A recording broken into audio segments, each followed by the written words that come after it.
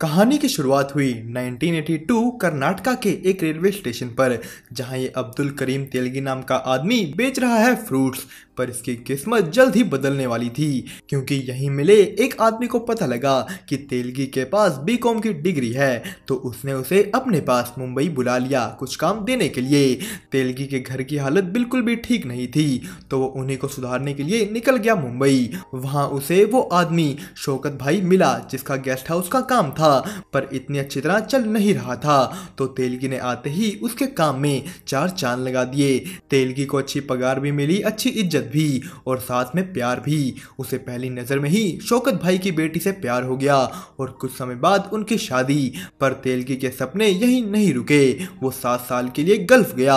उसने ठीक ठाक पैसे कमाए, पर सुकून उसे वापस मुंबई में ही मिलना था, तो वो वापस मुंबई आ गया। यहाँ वो गरीब लोगों के नकली सर्टिफिकेट बना उन्हें यूएई और गल्फ भेजता था, पर पुलिस ने उसे इस काम के लिए जल्द ही गिरफ्तार कर लिया।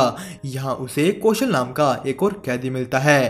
शौकत भाई जल्द ही वकील को ला तेलगी को छुड़ा कर ले गए, पर अब तेलगी को आगे कुछ भी काम करने के लिए अपना नाम पुलिस रिकॉर्ड से हटाना पड़ेगा, जिसके लिए ही वो मिला कौशल के बताए एक वकील गणेश कामले को। तेलगी उस वकील को अपनी बातों में फंसा सारा काम बिल्कुल मुफ्त में ही करा लेता है, ये कहकर कि अगर आज आप मेरा केस सोल्व कर दोगे तो कल को आपके पास मेरे जैसे बहुत से केस आएंगे, जिससे आपका बहुत फायदा होगा। वकील उसकी बातों में फंस सब करने को मान गया, पर कौशल को जब यह बात पता लगी कि तेलगी ने गणेश जैसे वकील से काम फ्री में करवा लिया, वो तेलगी को उसके साथ काम करने को कहता है। वो कहता है कि मेरे साथ चलो, मैं बताता हूँ तुम्हें कि मुंबई को सपनों की नगरी क्यों कहते हैं। कौशल ने तेलगी को समझाया डेड शेयर सर्टिफिकेट का काम, कि कैसे वो कंपनीज में पड़े रद्दी शेयर सर्टिफिकेट में से निकालते हैं अधेसिव स्टैम्प्स। वो इन डेड सर्टिफिकेट्स में केमिकल लगा स्टैम्प्स निकाल लेते हैं और फिर उन्हें अच्छी तरह साफ कर बेचते हैं शेयर मार्केट्स के ब्रोकर को असली दाम से कुछ कम दाम में। पर अब उनको उनके काम का सही दाम नहीं मिल रहा, क्योंकि उनके इस धंधे में आ गया था नया कंपटीटर। उन लोगों की ओल्ड कस्टम हाउस में सेटिंग थी, जहां से उन्हें ये अधेसिव स्टैम्प्स आराम से मिल जाते थे। तो अब कौशल और तेलगी को कस्टम हाउस जाकर ही उनका काम बिगाड़ना होगा।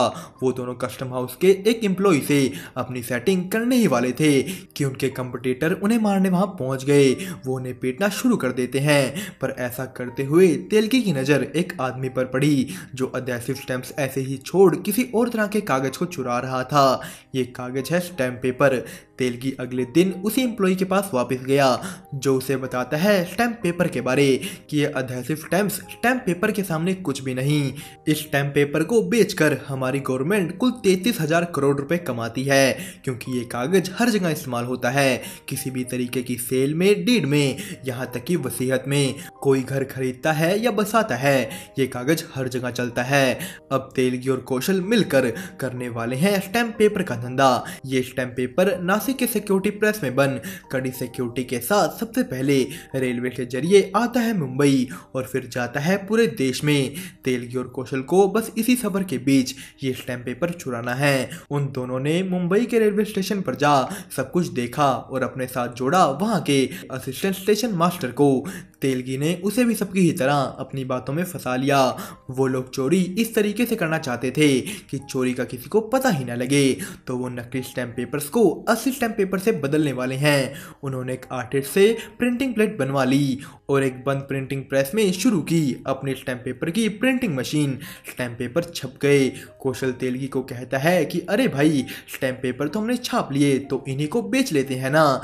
जिस पे तेलगी ने कहा नहीं, ऐसे हम पकड़े जाएंगे, पर अगर हमारा नकली स्टैम्प पेपर असली स्टैम्प पेपर के समुद्र में जाता है तो उन्हीं में घुल जाएगा। वो लोग मुंबई में स्टैम्प पेपर की हेर बदल करेंगे, जिसके बाद वो पूरे देश में बढ़ जाएगा। अब सरकार पूरे देश में तो उन्हें ढूंढने से रही। उनको 6 मिनट के अंदर चलती ट्रेन में घुस ताला खोल स्टैम्प पेपर को बदल कर उस पे वापस से सरकारी सील लगानी है, जो उन्हें असिस्टेंट मैनेजर दे चुका है। उन्होंने ये सब कर लिया। स्टैम्प पेपर ले वो पहुंच गए गणेश वकील के पास, पर यहाँ पता लगा कि उन जैसे आम वकीलों को बस महीने में 4-5 स्टैम्प पेपर ही लगते हैं। इनकी सबसे ज्यादा जरूरत होती है कॉर्पोरेट वकीलों को, पर वहां भी वो अपना सारा माल नहीं बेच पा रहे क्योंकि उनके पास ये स्टैम्प पेपर बेचने का लाइसेंस नहीं था। तेलगी के पास अब स्टैम्प पेपर तो भरकर हैं पर कोई खरीदार नहीं। वो खुश नहीं क्योंकि उसने ये काम बस थोड़ा सा कमाने के लिए नहीं किया था और उनके मोहल्ले में भी बार बार पुलिस की रेड पड़ती रहती थी। उन्हें जल्द से जल्द कुछ करना होगा। तेलगी सबसे पहले पुलिस को अपनी साइड करता है, उनके मोहल्ले और पुलिस की दूरियां कम करके। वो एक एमएलए के साथ दोस्ती बनाकर, मतलब उसे पैसे खिलाकर कोशिश करता है स्टैम्प पेपर बेचने का लाइसेंस पाने की, पर ऐसा नहीं हो पाया। और कौशल को इन सब चीजों से फर्क पड़ रहा था कि तेलगी जो पैसा सबको खिला रहा है वो उसके अकेले का नहीं, उन दोनों का है। उनके बीच झगड़ा हो गया और फिर हाथापाई, वो अलग हो गए। तेलगी रोते हुए खड़ा हुआ कि अब तो उसे कुछ ना कुछ करना ही है। वो दोबारा एमएलए के पास गया और उसे कहा कि इलेक्शन आ रहे हैं, उसमें आप अकेले तो नहीं जीत पाओगे, मेरा लाइसेंस बनवा दो तो मैं पैसे की कोई कमी नहीं होने दूंगा। एमएलए तेलगी को अपने हेड ऑफिस लेकर गया जहां वो मिला गरिमा तलपड़े से। तेलगी ने अपना बातों में फंसाने वाला जादू यहाँ भी चलाया और पा लिया stamp paper vendor license. Telgi कौशल को लड़ाई के लिए माफ करके एक बार फिर उसके पास गया कि चलो दोबारा से साथ काम करें, पर कौशल को इस झंझट में नहीं फंसना। तो जैसे जैसे तेलगी का काम बढ़ा उसने अपने भाई सलीम को अपने साथ जोड़ लिया और एमएलए के 2 और लोगों को। वो लोग रोज रोज ट्रेन से स्टैम्प पेपर चुराते और नई नई कंपनियों में स्टैम्प पेपर बेचते। तेलगी स्टैम्प पेपर के रूप में पैसा छाप रहा था और थोड़ा थोड़ा सबको खिला रहा था ताकि सारा काम ठीक तरीके से चले। तेलगी ने अपने परिवार के साथ छोटे छोटे सपने पूरे करने शुरू कर दिए जिससे सब खुश हैं और तेलगी बन चुका है सिस्टम का राजा। पर इलेक्शन के बाद पॉलिटिक्स में एक नया राजा आया, ईमानदार बस सिर्फ नाम से, जिन्हें भी तेलगी ने पैसा खिला अपने साइड तो कर लिया। पर पूरे 1 महीने बाद एक अमीर परिवार के 2 भाइयों के बीच उनके बाप की वसीयत को लेकर केस हुआ तो एक भाई पहुंच गया ईमानदार के पास। उन्होंने तेलगी की मदद से एक 6 साल पुरानी गिफ्ट डीड बनवाई, पर जब वो कोर्ट में गई अपोजिट पार्टी यानी गरिमा की पार्टी जिन्हें तेलगी ने पैसे देने बंद कर दिए, उन्होंने ये चीज साबित की कि भला 6 साल पुरानी गिफ्ट डीड पर स्टैंप एक ऐसे वेंडर का कैसे हो सकता है जिसे लाइसेंस ही 1 साल पहले मिला हो। अब इस सब चीजों का ब्लेम अकेले तेलगी पर आने वाला था। कोर्ट ने तेलगी का लाइसेंस कैंसिल कर दिया और उसे जेल भेजने का फैसला सुनाया, पर तेलगी इतना पैसा सभी जगह खिला चुका था कि वो फंसने के बाद भी आजाद है। गरिमा ने इस चीज की बात फिर से असेंबली में उठाई जिस वजह से ना चाहते हुए भी पुलिस को उसे अरेस्ट करना पड़ा।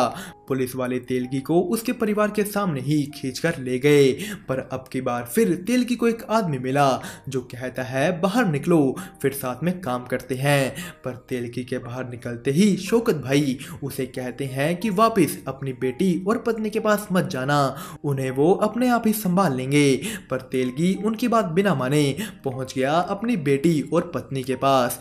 तेलगी अब अपना ये स्टैम्प पेपर वाला काम दोबारा शुरू नहीं कर सकता तो उसे कुछ और करना होगा। वो करता है उस जेल में मिले आदमी जेके को कॉल, जिसके कहने पर ही वो पहुंच गया नासिक जहां उसे जेके के साथ 2 और लोग मिले जो नासिक सिक्योरिटी प्रेस में काम करते थे। उन्होंने तेलगी को अपना एक प्लान बताया कि कैसे वो सही स्टैम्प पेपर की क्वालिटी कम दिखा उसे रिजेक्ट कर देंगे और फिर वही रिजेक्टेड पेपर बेचेंगे।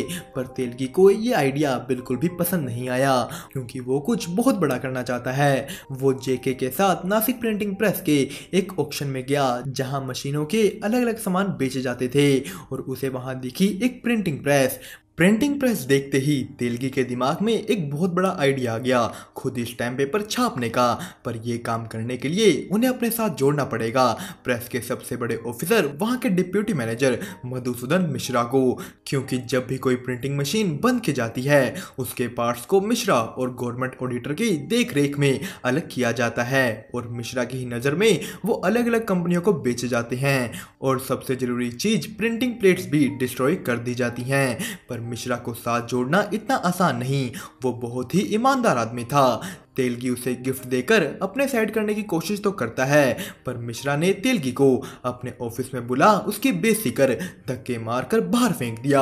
अब तेलगी को इस चीज का बदला लेना था। वो जानबूझकर अपने घर तक को गिरवी रख उस मधुसूदन मिश्रा का पैसे देकर प्रमोशन करवाता है, जिससे उसकी अकड़ खत्म कर सके। उसको ये एहसास हो कि जिस प्रमोशन के लिए वो 10 सालों से रगड़ रगड़ कर ईमानदारी से काम कर रहा है, वो तेलगी ने 2 दिनों में बस पैसे देकर ही करवा दिया। सब कुछ बिल्कुल तेलगी के हिसाब से हुआ। उसने मिश्रा को उसका ही प्रमोशन करवा तोड़कर रख दिया, जिसके बाद समझाने पर कि ईमानदारी में कुछ नहीं रखा मधुसूदन जी, हमारे साथ जुड़िए और अपना विकास कीजिए। मधुसूदन भी मान गया। उसने एक मशीन को खराब बता उसका ऑक्शन करवाया, जिसमें सभी पार्ट्स तेलगी के ही 5 लोगों ने अलग अलग कंपनियों के नाम पर लिए। और रही बात उन ओरिजिनल प्रिंटिंग प्लेट्स की, मिश्रा ने वो भी नकली से बदल दी और गवर्नमेंट ऑडिटर के सामने दिखा दिया कि प्लेट्स कट चुकी हैं। सारा सामान तेलगी की मुंबई वाली प्रिंटिंग प्रेस में असेंबल हो गया। उसने मिश्रा की मदद से स्टैम्प पेपर बनाने वाली इंक भी पाली और पेपर भी। तेलगी बाप बन गया क्योंकि उसके घर पैदा हुआ स्टैम्प पेपर। उसने अपने साथियों के नाम लाइसेंस ले काम शुरू किया और बनाया पैसा ही पैसा, इतना कि पूरा कमरा भर दे। उन्होंने नए नए ऑफिस खोले, दिन रात लाखों के स्टैम्प पेपर बेचे। कर्नाटका में भी उन्होंने अपना बिजनेस शुरू कर दिया। अब आखिरकार तेलगी पैसा कमा नहीं बना रहा था, उसकी सिस्टम फिर से सेट हो गई। तेलगी ने कर्नाटका के मिनिस्टर्स के साथ भी दोस्ती बना ली, अपने भाई को एक पॉलिटिशियन बना दिया। पर तभी एक दिन शौकत भाई की मौत हो गई। 1988 शुरू हुआ। अब तेलगी को अपना काम और बढ़ाने की चाहत थी, जिसके लिए उसने उठाया एक बहुत ही ज्यादा बड़ा कदम। वो मधुसूदन मिश्रा को क्या है, नागपुर सिक्योरिटी प्रेस ही मेंटेनेंस के नाम पर बंद करवा देता है, ताकि मार्केट में स्टैम्प पेपर की सप्लाई कम हो और उसके प्रिंट किए स्टैम्प पेपर की डिमांड बढ़े। और स्टैम्प पेपर प्रिंट करने के लिए उन्होंने और मशीनें खरीदी। उसके सभी साथी अलग अलग डिपार्टमेंट संभालने लगे, पर एक सुलेमान नाम का उसका साथी थोड़े और पैसे कमाने के लिए कुछ स्टैम्प पेपर को खुद से बेचने लगा। उसको लगा कि अगर वो थोड़ा सा चुरा भी लेगा तो किसी को ना पता लगेगा ना फर्क पड़ेगा। पर तेलगी को इसकी भनक जल्द ही पड़ गई। उसने सुलेमान को कहा कि अरे अगर तुझे थोड़ा फालतू पैसा चाहिए था तो मांग लेता ना, चोरी करने की क्या जरूरत पड़ गई। तेलगी और उसके बीच बहस हो गई, क्योंकि उसने भी आगे से कह दिया कि अगर समुद्र में से कटोरी भर ली तो क्या फर्क पड़ गया। तेलगी ने उसे मारना शुरू कर दिया और गुस्से में इतना मारा कि सुलेमान की जान ही ले ली। पर कुछ दिनों बाद टेंशन और स्ट्रेस की वजह से उसकी खुद की तबीयत बिगड़ गई। डॉक्टर ने तेलगी को ब्लड प्रेशर की प्रॉब्लम बताई और स्ट्रेस कम लेने को कहा। इधर कर्नाटका में उसका भाई सलीम एक एमएलए बन चुका था, तो वो लोग एक बार में पार्टी करने गए। इस बार में तेलगी को एक लड़की बहुत दिनों से अच्छी लगती थी, तो उसने आज उस पर पैसा उड़ाना शुरू किया। पर तभी वहां एक और आदमी उसी लड़की पर पैसा उड़ाने लगता है। उन दोनों के बीच मानो जंग शुरू हो गई कि कौन ज्यादा पैसा उड़ाएगा। और जब तेलगी के पैसे खत्म हो जाने पर उस आदमी ने औकात की बात कर दी। तेलगी ने सलीम के मना करने पर भी कुल 90 लाख उस रात बार में उड़ा दिए। अभी तक सबको लगता था कि तेलगी के पास इतने पैसे नहीं हैं, पर इस राज की खबर बाहर जाने पर तेलगी के लिए काम कर रहे सभी आदमियों को पता लग गया कि उसके पास बहुत पैसा है और वो उन्हें तो बस थोड़ा सा ही दे रहा था। सभी ने तेलगी से और पैसा मांगना शुरू कर दिया और एक शो ऑफ वाली रात ने बिगाड़ कर रख दिया तेलगी का सारा बना बनाया सिस्टम। दोस्तों, स्कैम 2003 तेलगी स्टोरी का फर्स्ट पार्ट यानी फर्स्ट 5 एपिसोड की कहानी यहीं पर खत्म हुई। इसके नेक्स्ट एपिसोड रिलीज होंगे नवंबर के महीने में, जिनकी भी एक्सप्लेनेशन देखने के लिए बने रहे हमारे साथ मूवीज मैनियक चैनल को सब्सक्राइब करके। दोस्तों, आज के लिए इतना ही। अब हम मिलेंगे आपको ऐसे ही किसी और वीडियो में, तब तक के लिए अलविदा।